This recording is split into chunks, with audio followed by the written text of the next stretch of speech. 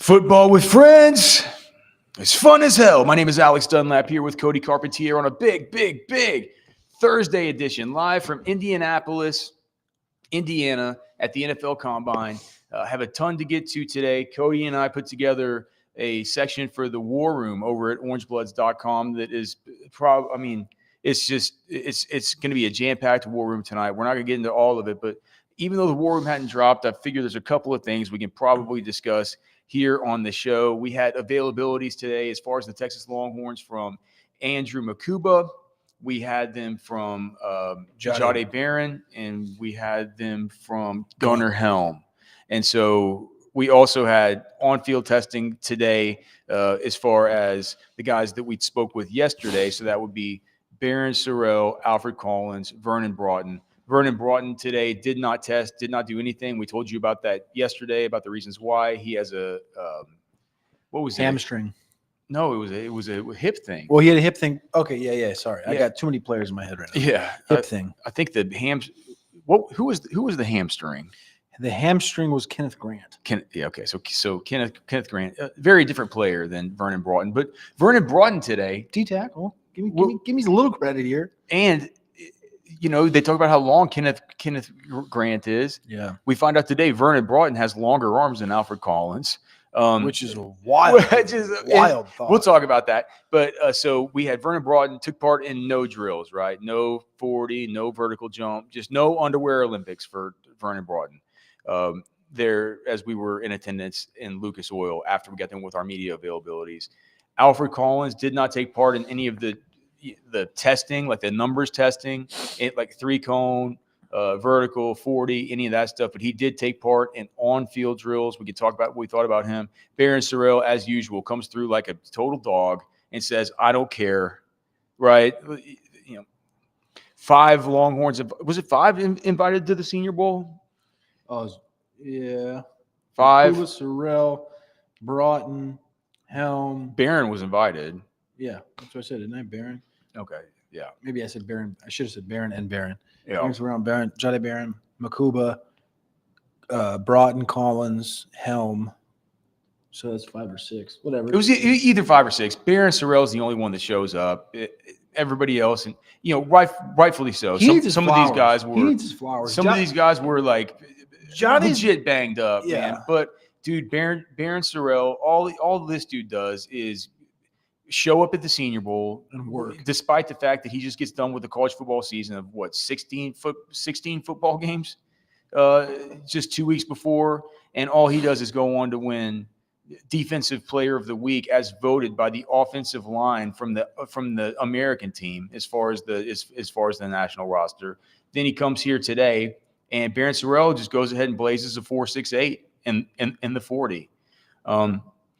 Didn't measure in with his his arms weren't very long, and he didn't, as far as his measurements, it wasn't anything that's going to blow you away, dude. But if you watch the on-field portion, which we did there in the stadium today, you can notice in the wave drill, you can notice in the figure 8 tennis ball drop drill or whatever they're using there, the towel drill, that he came to work. And Barron Sorrell, like you said, deserves his flowers. He needs his flowers because here's obviously when there's a quarterback in your group, there's 14 guys, right, going to the combine. When there's a quarterback in your group, he automatically takes a grip of the attention away. Not only is there a quarterback with Quinn Ewers, who honestly isn't taking that much conversation, Kelvin Banks, who was looked at as a top 10 guy, has gotten a lot of the conversation because, well, he's a top 10 guy, but it's since fallen down a little bit. And then you have Jahdae Barron, who just comes along and wins the Thorpe Award, and now is like, we're just listening to Todd McShay before we hop on last night. He goes, "I'm planting the flag. He's a top 10 player for me. I graded him top 10. He's top 10. I want Jahdae Barron." So there's your 3 guys that are getting all the air for Texas.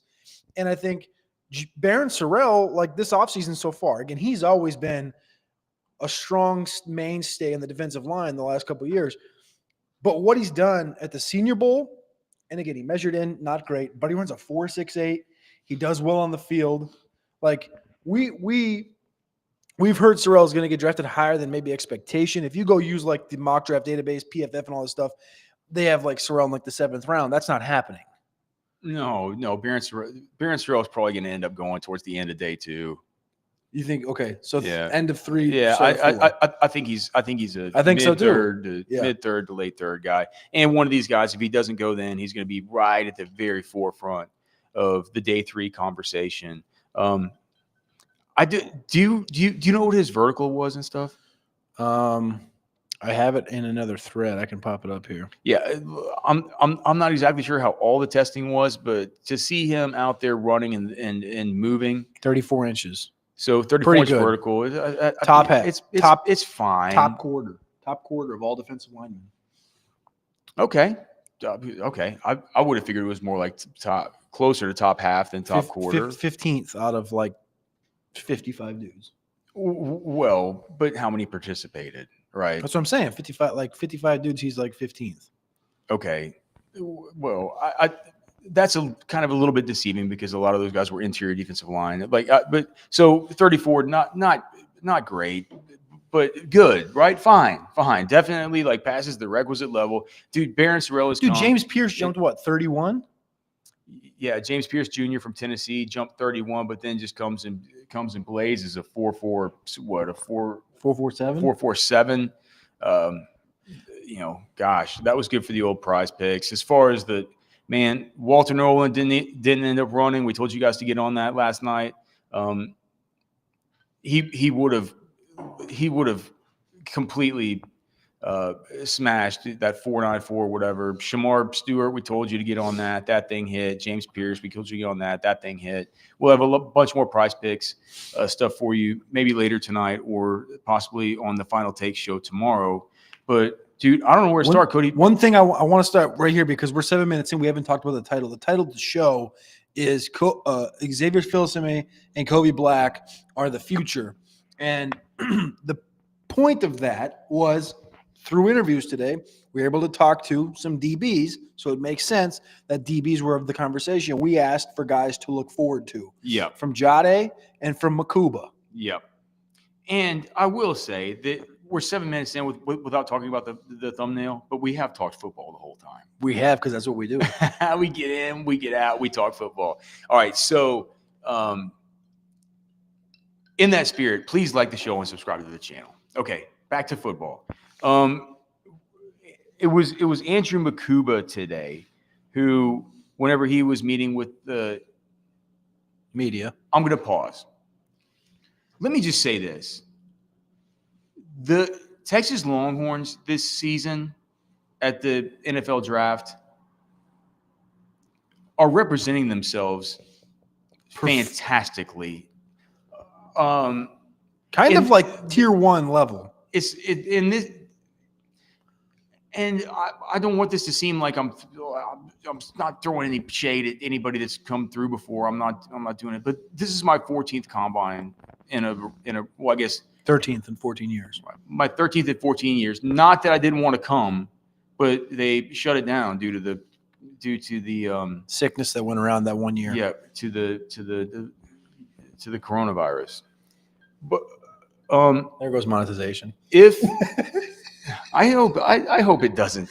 I'm just kidding. That's what happened. They shut it down because of the coronavirus. But my 14th year traveling to these events, I will say that the way that, especially that Gunnar Helm and that Jahdae Barron present to the national media, and all these guys have done great. If you guys are on Orange Bloods, you can watch the videos of their whole press conferences. But gosh, these guys, I was walking out and there was a very high profile NFL kind of insider type, right? That generally doesn't know much about prospects or like more of a big time reporter.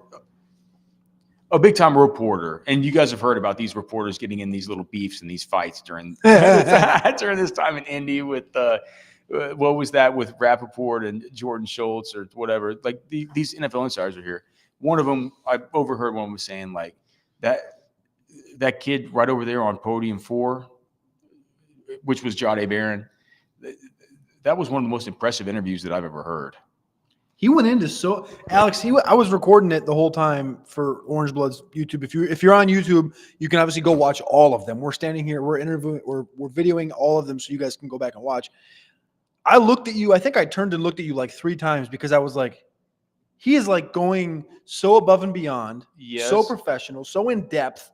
People are asking like, hey, Jahdae, like, when you're in man coverage, what do you like, why are you so good? And what do you say about people that are worried about you in zone or vice versa, whatever? I'm just hypothetically putting this question out there. And he goes for like a minute and a half explaining why he does what he does within the Texas defense, what they called in certain situations and why he did it. Red light, yellow light, green light. When we're 7 yards, we do this. When we're 6 yards, we do this. And I'm like, holy cow. And his recollection is like, what it is Jahdae Barron right now, the mode he's in, the mindset that he's in right now is he's in this mindset where he had to meet with the media today and he's getting peppered with questions, but he's having these 20-minute meetings that he's getting selected to go have with these NFL teams where he's had to perfect his answers for questions, to where he's had to dial them in, to where he's had to, get everything set in a way in his mind to where he can draw on it and go quickly to it as far as like just talking football. And whenever a cockamamie journo in the media starts to try and just talk a little bit of football with him, do you know what Jahdae does? He comes over the top with more football knowledge than they could ever, know what I mean? Even understand. They're gonna go write their column and they're gonna be like, this dude was talking about red light, yellow light, green light. I don't even know what that means. Like you're gonna see a column. To me, it was like, so awesome. Like, it was just like insightful. You guys should go. You guys should go watch it. It's up right now on the Orange Blood's YouTube channel. But getting back to Makuba, who did great himself, right? All these guys have done great. Yep. I do think that Jahdae and Gunnar Helm, they're like right here. You should probably go watch those and see like, okay, like these are the dudes. Yeah. And look, I know I said that we're getting back to Makuba, and we're going to, but to a larger extent, the fact that Gunnar Helm went with Sark's favorite thing today and talked about not only himself, but about Jahdae Barron as far as his favorite thing. And of course, we all know, if you watch this show, you know what Sark's favorite thing is. You know what it is. Cody, do you want to explain what it is? It's talking about guys that have come through the program and grown through the program and learned and progressed. And it's just something of sticking with the program. Like waiting for their turn, like a Barron, like a Gunnar Helm, like guys behind Gunnar Helm, like guys in the offensive line that haven't played, and all of a sudden the opportunity arises. It's a culture builder, and it helps keep that youthful group that's at Texas away from thinking, man, I'm never going to get a chance. I'm going to go to Rutgers. Man, I ain't ever going to get a chance. I'm going to go jump in the portal and go to Nebraska. Yep. And they go, the chance is coming. And they see what Jahdae did, and they see what guys like Vernon Broughton have done, and Alfred Collins, and Gunnar Helm, and Christian Jones. Like, I mean, there's a million of these guys that Sark will point to and say the guys who sat around, they've waited, they've bided their time, and when they got their opportunity, they go big. And so I would advise going to watch those two YouTube videos, but certainly watch the ones about Alfred Collins and Vernon Broughton and all the rest. We want all the views here on the channel that we can possibly have. Now, as far as Makuba, I don't know. Was it one of us that I don't think I asked Makuba about who's up next. Somebody else asked him, because with Makuba it was he actually had a pretty big crowd. Yeah. Which, because he was on one of the bigger stages, but also I think what I realized is like some of the Texas guys are just naturally pull people. They're just from Texas and they just pull people. And they also had him at one of the bigger stages, but he was asked about who was up next. And he brought up Xavier Filsaime, and he goes, no, you did ask that question. You did ask, because then you went back into it and you're like, Okay, so it was me that asked. So gosh, man, it's a whirlwind of a day, right? Everything goes by. I mean, And- you guys got to realize we walked in the door 25 minutes ago from being out. That's why Interviews. That's why I keep rubbing my nose, man. So like a mile and a half whenever you like Hiking around Indianapolis after just 10 hours of working. in the wind. It's cold. It's not even that cold for Indianapolis standards, but the wind whips through. But yeah, like you're there, like 8 a.m. You do this, like we do the show. We're go eat steak in a minute. Makuba. With Makuba, he said that the guy to keep an eye on is Xavier Filsaime. That was the first name that came to his mind. And of course, he plays safety. Filsaime plays safety, all this. But I was just like, well, all right. So here we go. The first time that we have heard one peep about Filsaime, a dude who came in, a dude who last season, whenever he committed, a guy where we were doing a live football with friends show that evening. Yep. To where Ketch had to hop on the show. The show spikes up to like 5,000 people watching live. It was a mega dance in the streets kind of moment. And since we haven't really it just feels like we haven't really talked much about him coming into the next season, because we are anticipating, Derek Williams coming back and being the kind of guy that he was. Michael Taft, who we all expect, and who every single member of the Texas Longhorns, crew who's here talks about Taft and about how he's one of the biggest leaders and all the rest. But and Jelani McDonald, who's gotten a lot of mentions By both guys. from both Barron and these guys. But to hear Filsaime as the first guy out of Makuba's mouth, as far as asking what's next, to me, I was like, all right, dude, this is all right, dude. Filsaime. Yeah, so basically when we asked him and he started going into it, he basically said, Xavier Filsaime, he's just natural. I mean, he's just an all-out player. He looks the part. When he came in as a freshman, he looked like he'd been in college for 4 years.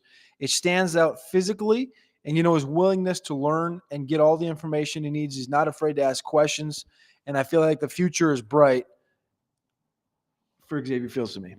That's what Makuba said. So that tells me a freshman that comes in, which we knew he was going to be progressed, right? He was a five-star that flipped late.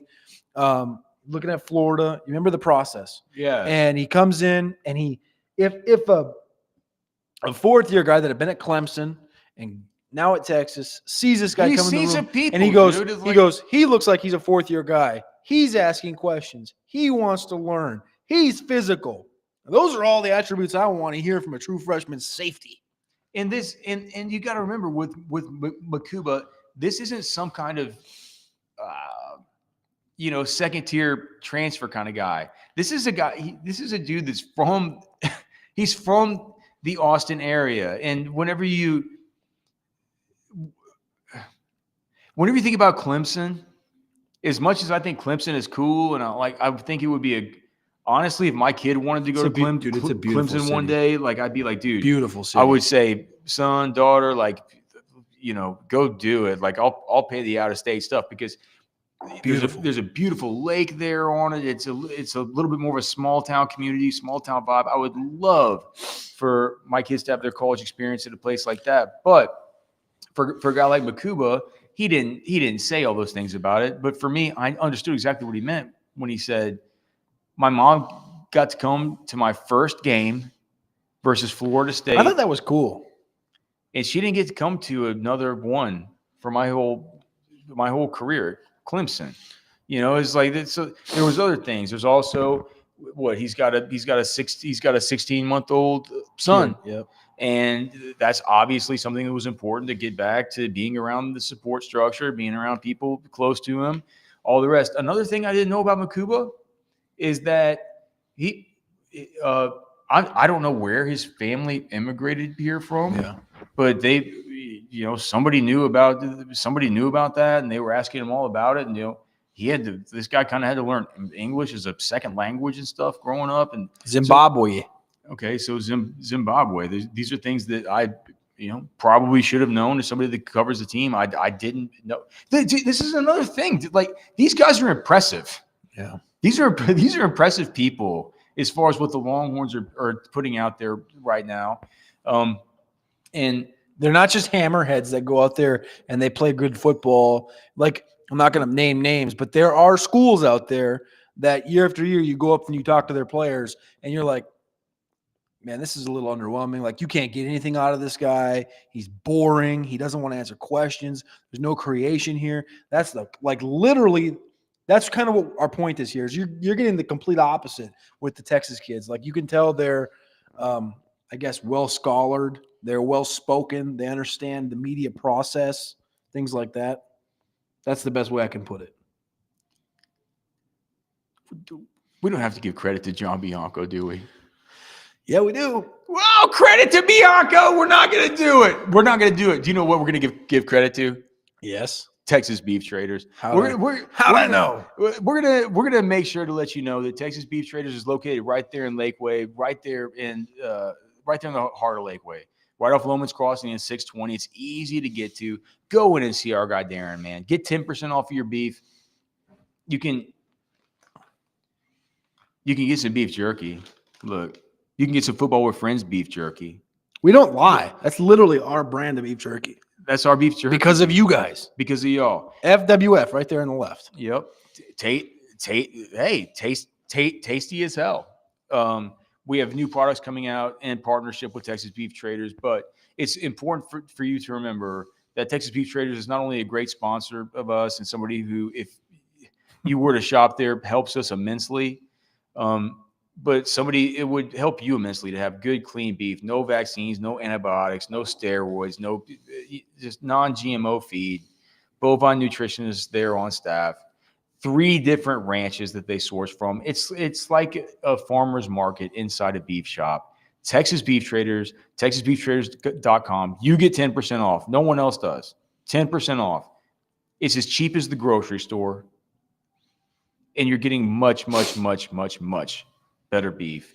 Do yourself a favor. Give yourself the gift of clean protein. Cody, we should put up the QR code for the beef jerky so people can go ahead and scan that. And if you're interested in it, go get some beef jerky. It helps us out. 4 different flavors. The other guy that they talked about was Kobe Black. Kobe Black, another true freshman, coming in at cornerback. That was Jahdae Barron who brought him up. Just says he's big and fast and compared him and good. Compared him. Now again, people may be like, but drafted Pittsburgh Steeler Ryan Watts. He said he compared him to him from a size perspective. He goes, I really think that Texas is going to be able to take advantage of, and they're going to utilize Kobe Black's size and length, which I thought was an interesting thought. I think what that means, I'd love to hear. Well, so whenever Manny Muhammad, okay, man, my feet stink. You smell my feet? Now that you mention it, I don't. I did. I think I had COVID a few weeks ago, though, so maybe I can still be someone with that. So you had a situation where Manny Muhammad, as a first-year starter, right? His first year really starting. Yeah. Was a dude who they would only play at the field side boundary corner, right? They would only play him at the boundary. And I think that this upcoming year, they're going to make Kobe Black be a dude that plays only at the boundary, right? I think that's going to probably be where they see him, because that's certainly when you invoke Ryan Watts, that's not a field corner type of player, right? I think with Kobe Black, whenever we consider that, it's going to be Kobe Black and it's going to be Manny Muhammad to start this next year. And Manny Muhammad is going to have to move from the predominantly through the course of the season, man, it felt like through the course of the season, when the hash marks flipped, it didn't matter. They just kind of stayed on their sides, right? And so Manny Muhammad now knows how to play on the boundary and play on both sides. And so I think with Kobe Black, it'll be one of these things where it'll start out predominantly on the boundary, but maybe as the hash marks flip, he could stay. They could kind of switch stuff. But those are two players that they're super excited about. And when we're talking to these DBs and just ask them and pepper them with questions, that those are the first two guys whose names came up. What is it? I mean, so those are the first two names that came up, plus Jelani McDonald. So can we just like in the moment, again, this happened like literally 8 hours ago that we talked to these guys. And we haven't got to think about it because we've had to go from place to place. Correct. Okay. So what I want to do is I want to talk about just the back five. So you got your nickel, your field, your boundary, and your two safeties. And what we know is Michael Taff is back. Yes. Boom. What we know is Jalen Gilbo's back. Boom. Nickel. What we know is Malik Muhammad's back. Boom. Corner. All right. And what we know is Jelani McDonald played a lot of snaps last year. Derek Williams played a lot of snaps until he got hurt. Derek Williams likely not to be available till what, maybe you think he'll be available? I don't know. We haven't heard a definitive update on it. Yeah. So okay, let's act like Derek Williams is on the IR for the first 6 weeks. So we know Jelani McDonald. We got a lot of Jelani McDonald comments this week. We got the Kobe Black and the Xavier Filsaime. When you look at the cornerbacks starting there, you had a note on Gilbo last week. Yeah. But the question that arose was, do you expect him to go outside like Barron did at times or just stay in the nickel? I think that what we're hearing about Kobe Black means, like, dude, Gilbo's going to stay in the nickel. And then Kobe's on the boundary and Malik's on the field. Yeah, and it's like what we've heard. One of the nuggets from the war room is one of the sources that we talked to said that he needs to. Yeah. But, what Jahdae Barron came back and did with showing that he could play outside corner as well as play made him millions. It did. It made him a bunch of money, right? Gosh. And so maybe Gilbo could be thinking the same kind of thing. I'm not sure when I look at Gilbo, do I think he has quite the same kind of quite the same kind of body type and quite the same kind of style, I might have a little bit of a harder time seeing him getting into like some kind of bail technique on some, big X wide receiver on the outside. It's funny you say this because I don't want to go off topic, and it's not really off topic because it's on topic, but it's kind of off topic. Jahdae Muhammad, I walked up and I was going to ask him a couple questions, and I'm not going to talk about them on the show. So Jahdae Muhammad is Manny Muhammad's cousin, the cornerback for Oregon that transferred to Oregon that was in conversation to transfer to Texas last year. I put some notes in the war room for it, and it's funny that you bring up size with Jalen Gilbo because the guy in front of me for Jahdae stood there for about a minute and a half and was like, journalism, you're pretty short. You're kind of undersized. For being a corner, like, how is it being undersized? Like, is it hard to be short? And like he said it like 9 times to his face. He keeps on saying it's like he's like, how is it being short? Is it tough to be a cornerback when you're you're not like the same size as everybody else? Like you're short. And I was like, oh, what are you doing? They let anybody into this event. What are you doing? Yeah. But anyway, so I just didn't want to go off topic, but I just thought that was one of the more interesting things that I encountered today. But I just think with Gilbo, he's a nickel.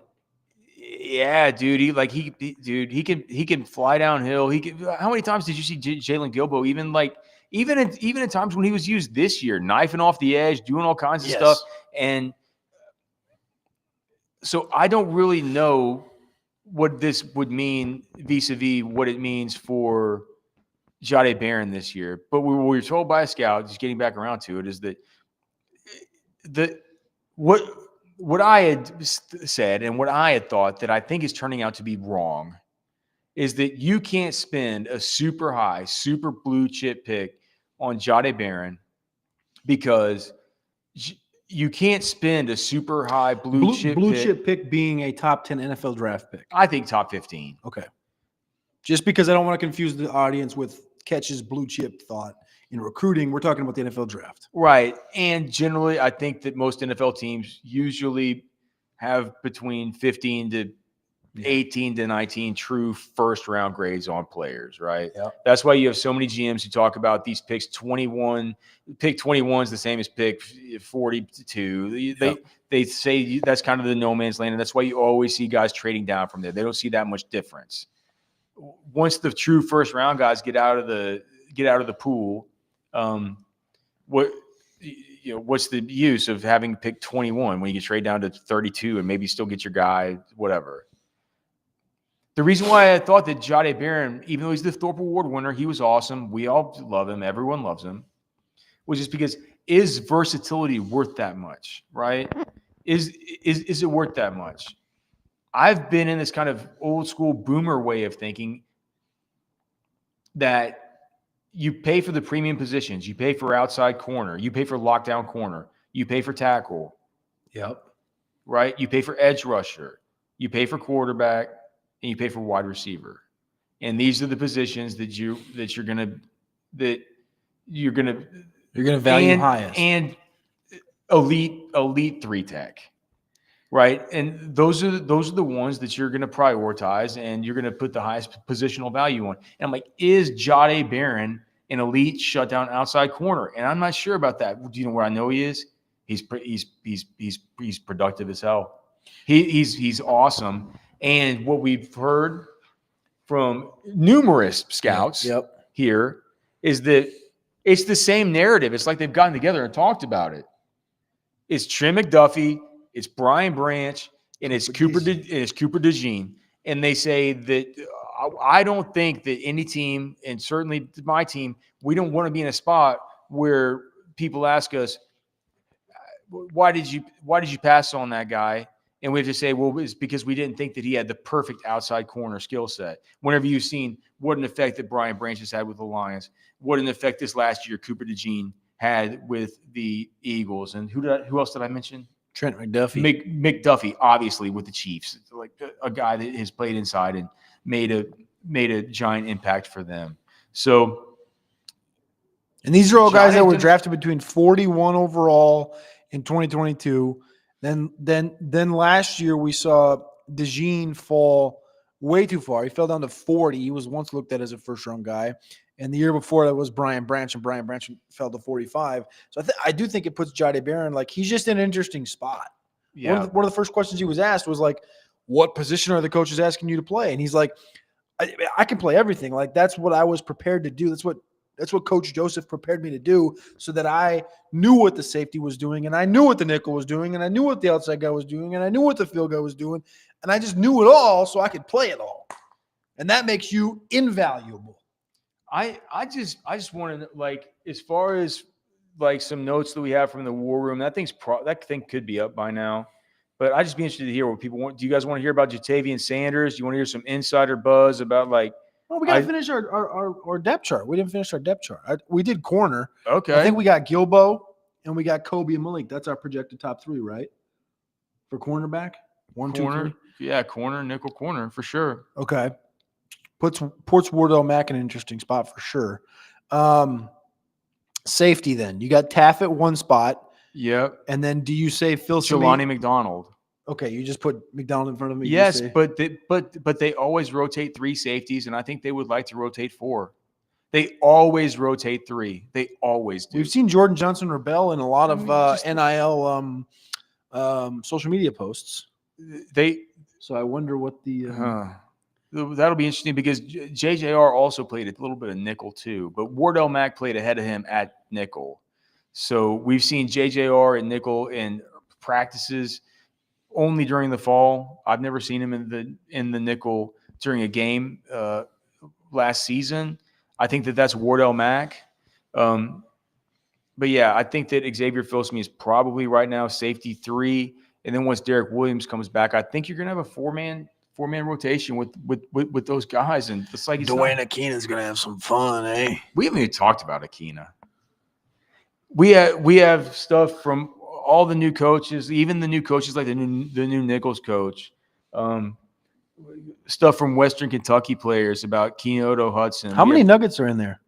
I think there's probably like 30 or 35. There's, we have stuff about Hero Canoe. We have stuff about the new edge coach, Alan Clark. We have stuff about Travis Shaw from all these ex-UNC teammates. We have what scouts are saying about basically every player who's in this draft. Aaron Joe, the new director of scouting, what people are saying about him from the Georgia Tech side of stuff. What scouts are saying about Trevor Gooseby.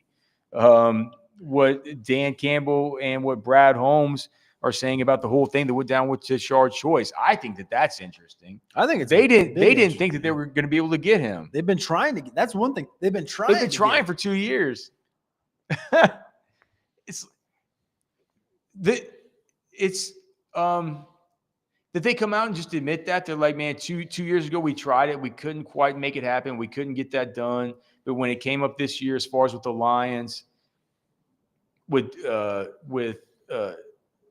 Dan Campbell, what he had said was like, this time was the time that we could, we really pushed hard and we could make it happen. And for Tashard Choice, obviously, when you think about what the Lions have to offer, a team that's really on the up and up, losing basically its whole – and look, sign of a healthy program, right? Sign of a healthy program. Texas loses Tashard Choice. It's a sign of a healthy program. They lose Gideon. They lose Joseph. They lose these guys, right? Sign of a healthy program. People don't want to hire coaches away from you if you stink. It's a healthy place to go to the Lions. And they have Jahmyr Gibbs and they have David Montgomery. And Jahmyr Gibbs, by the way, a player that everybody sees as one who is one that now everybody wants, right? It's why Travion Henderson is moving up wards. It's why Jaden Blue is moving up wards, despite the fact that there are some character issues and some things that people are looking into with him. And those are things that we all already knew. They're just looking into the stuff about why he skipped his senior season in high school, all the rest. It's no big deal. I think he goes day 2, right? But when you look at what the Lions' opportunity represented for Tashard Choice, it's not only the backs that he had there, it's the fact that coaches have gone there and they've moved on. We saw last year Aaron Glenn, the defensive coordinator, now head coach with the Jets. We had Ben Johnson, the offensive coordinator, now the head coach with the Bears, right? It's a lot of new spots to fill, but that offensive line is still there. And a lot of those guys are on contract for a long time, right? Jahmyr Gibbs now only coming into year 3. That guy's got 5 years left in him. David Montgomery was signed to or extended for 2 more years after this. He's just set, man. What do they call those guys? Sonic and Bruises or something? A hedgehog? No, I don't know. No, Sonic the Hedgehog is a video game. I don't know what they call them, but it's a dynamic duo that they absolutely love. I don't know. Someone in the Sonic chat. and Boom? Someone in the chat will know. Sonic and Knuckles.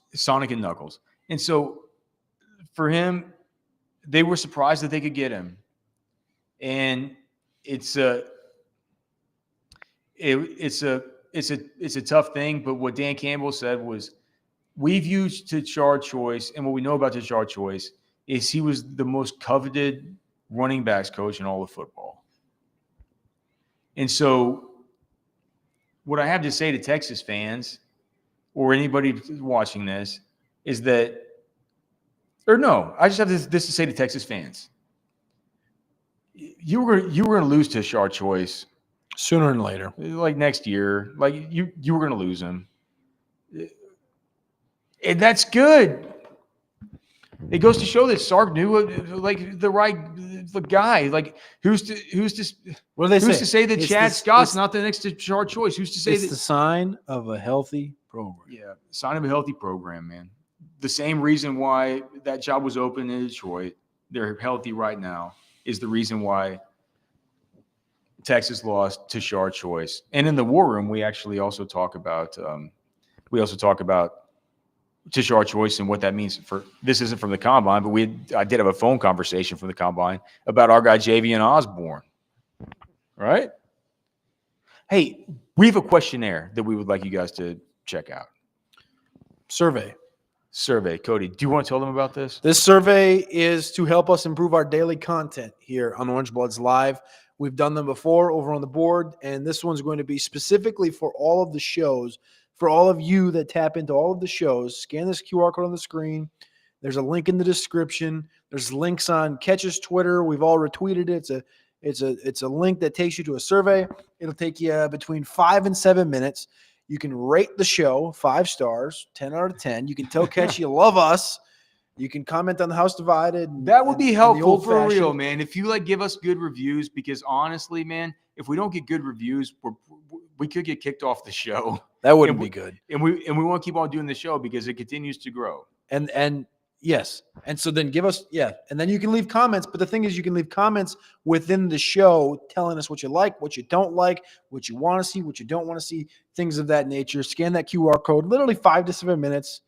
You're kicking back, your feet are up, you're watching us on the TV right now. Scan the QR code. While you're watching, you can fill this thing out. We all appreciate it. We love you guys for always tuning in, tapping into the show, clicking the like button, clicking subscribe.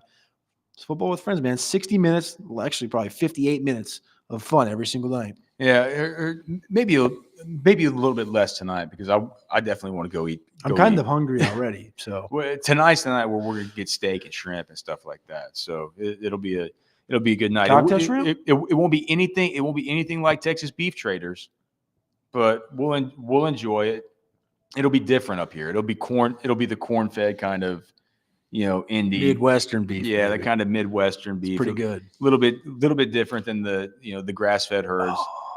See, that's the beef that I'm always going to love the most from Texas Beef Traders, of course. And also, do you know what? While we're here, I had to go to the liquor store earlier today to tell me this place compared to buy some Casamigos, and I can tell you how much more expensive it was to buy Casamigos than it was whenever I have to just be back in the ATX area and just go to Specs. With hundreds of wines on sale, Specs is turning these aisles into the ultimate love story. Uncork something special during Specs' huge wine sale, going on now. Specs, the fun starts. Football with Friends is fun as hell. Yep, it is indeed fun as hell, man. Do you want to hear what Ohio State edge rusher JT Tomolialo said about? I want to hear exactly the first sentence he responded to you. But Alan Clark, the new edge rush coach at Texas. I want to hear the first sentence he replied because I didn't hear this. I just know you talked to him. I didn't hear what he said yet. Well, I was wearing a Texas Beef Traders hat, and so he pointed at my hat and he said, "Are you from Texas?" And I was like, "Yeah." And he goes, "Y'all stole one, man. Y'all stole one." What he just said is, Coach Clark, man, that's my guy. He came in with a chip on his shoulder, and all the ranks he's been through, coaching at the collegiate level, he's a guy that knows a lot. Y'all are getting one of the best coaches. He was under Coach Jim Knowles, and he knows ball. He's going to go down there and contribute big time. He's very young, so he sees the game through my eyes in a similar way, but that's my guy. I talked to him to this day. I send him all the prayers and the blessings over him, and I send him all over that room because I'm excited to see what he does, and I'm going to have to come down there and check it out sometime. He loves Alan Clark so much that he wants to, like JTT, one of these main guys from Ohio State, wants to come down to Texas and send his blessings and send his prayers to that room and just come down and check out what exactly it is that his guy's going to be doing down in Austin. It's too bad JTT doesn't have one more year of eligibility left. Oh, gosh. Be good. Hey, I'm happy with what Texas has. I think, right. If JTT played. I think Trey Moore gets drafted ahead of JTT. No. If Trey Moore came out this year. Chicken nugget bet. What? Four piece and a burger next year at B-Dubs. So basically a $10 bet. What a great deal that is. I mean, hey, B-Dubs. I mean, we've literally, if you're listening, B-Dubs, or if anybody knows or works at a B-Dubs, just know that we love B-Dubs. We love their late night specials, and if they want to be the title sponsor to Football with Friends, FWF, BWW has a kind of a ring to it. It doesn't. No, it doesn't. It kind of does. You don't have a that's not much of a marketing idea. FWF, BWW. Football with Friends. is be football with friends is with Buffalo Wild Wings. It could You put a little pause in there, but it could, Buffalo Wild Wings and Football with Friends. Football with Friends brought to you by Buffalo Wild Wings. any favorite things that you saw today whenever you were watching just the defensive linemen and the edge guys in general on field? Ty Robinson. So they got this new tool. Shout out to our guy Mike Bann. Who is Ty Robinson again? Ty Robinson's defensive tackle from Nebraska. He had the 22nd best all-time, not all-time, 22nd best 40 since 2003 at the defensive tackle position. He ran a 4.84 at more than 300 pounds. I was impressed with it. He wasn't quite. I wouldn't say quite. He wasn't was to a the Nebraska level. guy. He was the big white bald guy. He had bad on-field drills. But he ran good. And that's one thing that caught my eye because everyone else is looking for these other guys, right? Walter Nolan didn't run. Mason Graham didn't run. Kenneth Grant didn't run. He ran. He was one of the few D tackles, him and Darius Alexander, that ran sub 4.9 or in that 4.9 area. He ran 4.84.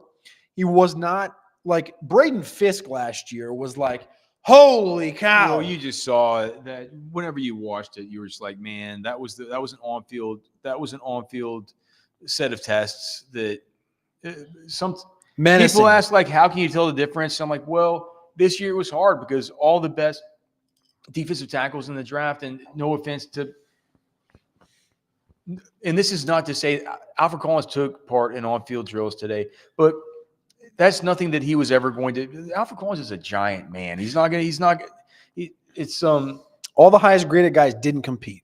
Yes. And so with that being said, Collins is going to go earlier than people think. Collins is going to go probably top 50. Earlier than Cam Williams. Yeah. There are some concerns bubbling up that here. Thing just keeps on. I mean, that was a ship passing in the night over the course of the last, actually during the playoffs was a ship passing in the night. And now it's just like a deeper trajectory down for Cam and a deeper trajectory up for Alfred right now. Yeah. It seems like. So Alfred will probably go before Cam Williams, and maybe we got out over our skis about Cam Williams, or maybe cooler heads will prevail there and not put so much of the people's focus on Cam Williams. It feels like it's about the Georgia and the Ohio State game. Can I ask you a bit of a hypothetical here?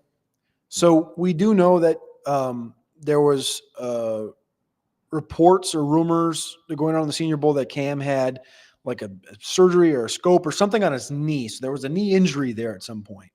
If something comes up during the combine medicals that Cam has a torn blank, meniscus, ACL, MCL, no, there's no something, ACL, right? I mean, you can play on a torn ACL, but point taken, he tore something. Something's messed up in that knee, and you can point to a spot.